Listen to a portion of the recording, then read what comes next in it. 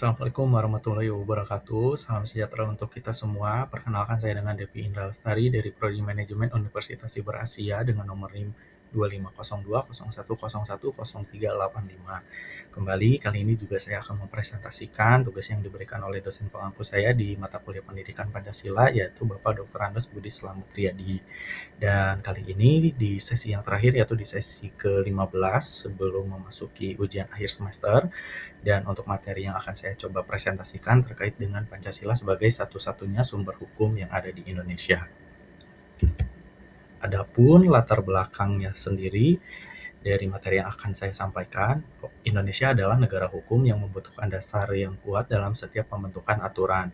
Pancasila sebagai dasar negara menjadi sumber utama hukum agar tercipta keadilan dan kesejahteraan. Namun dalam praktiknya masih terdapat berbagai masalah dalam penegakan hukum sehingga penting untuk memahami dan menerapkan nilai-nilai Pancasila secara konsisten.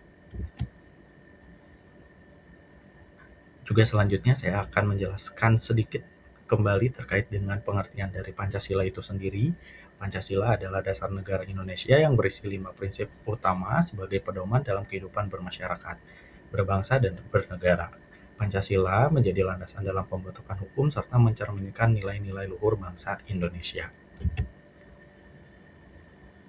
Lalu selanjutnya saya juga akan menjelaskan pengertian dari sumber hukum. Sumber hukum adalah segala sesuatu yang menjadi asal atau dasar terbentuknya suatu aturan hukum. Sumber hukum menjelaskan dari mana hukum itu berasal dan mengapa hukum tersebut berlaku dalam masyarakat. Secara umum, sumber hukum dibagi menjadi dua, yaitu sumber hukum material dan sumber hukum formal. Sumber hukum material berasal dari nilai-nilai norma, budaya, dan kondisi sosial masyarakat yang mempengaruhi isi hukum.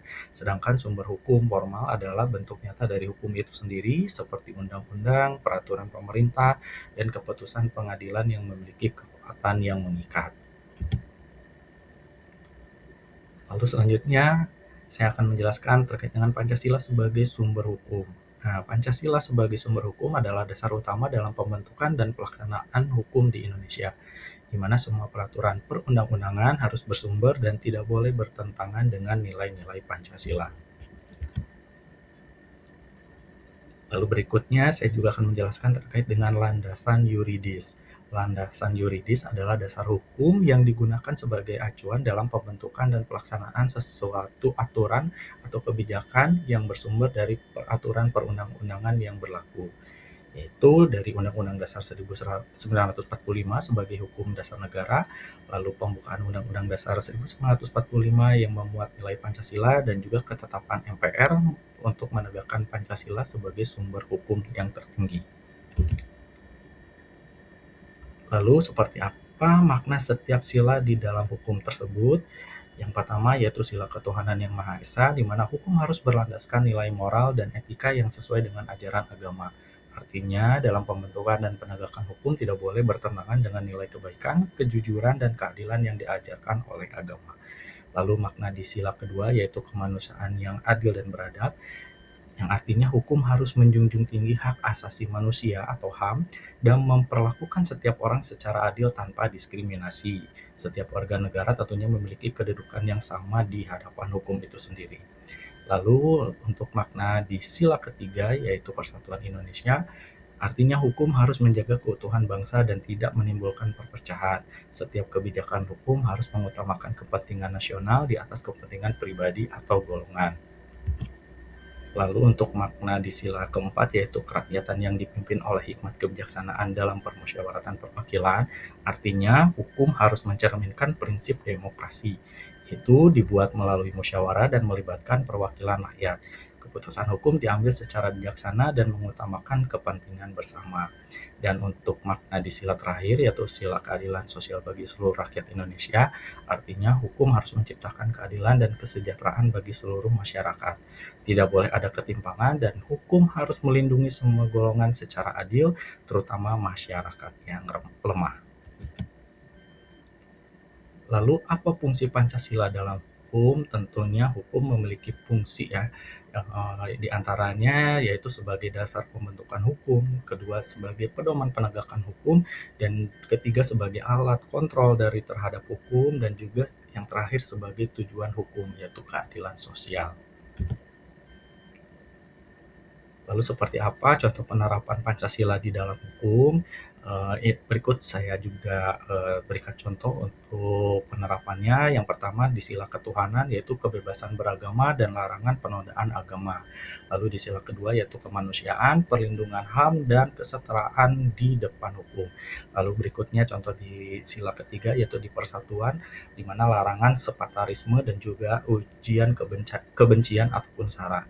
Lalu penerapan di sila keempat yaitu kerakyatan, contohnya yaitu pembuatan undang-undang melalui DPR dan musyawarah.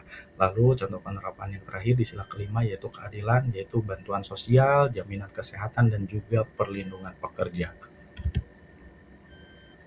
Namun tentunya penerapan Pancasila dalam hukum itu sendiri juga mengalami tantangan, tantangan yang dihadapi contohnya yang pertama yaitu ketidakadilan dalam penegakan hukum, kedua yaitu praktik KKN atau korupsi, kolusi, dan nepotisme, lalu tantangan ketiga yaitu kurangnya pemahaman nilai Pancasila, lalu tantangan yang keempat yaitu hukum yang cenderung formalitas, dan juga tantangan yang terakhir yaitu dampak dari globalisasi dan kejahatan digital.